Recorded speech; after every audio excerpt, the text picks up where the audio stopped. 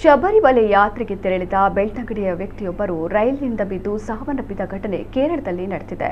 ಮೃತರನ್ನ ಬೆಳ್ತಂಗಡಿ ತಾಲೂಕಿನ ಕೊಯ್ಯೂರು ಗ್ರಾಮದ 60 ವರ್ಷದ ವಸಂತ ಪೂಜಾರಿ ಎಂದು ಗುರುತಿಸಲಾಗಿದೆ.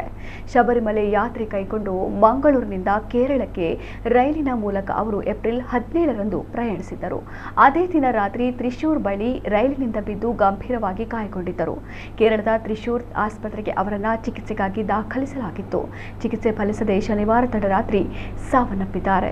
ನಿನ್ನೆ ಭಾನುವಾರ ಮೃತದೇಹವನ್ನು ಸ್ವಗ್ರಾಮಕ್ಕೆ ರವಾನಿಸಲಾಗಿದೆ.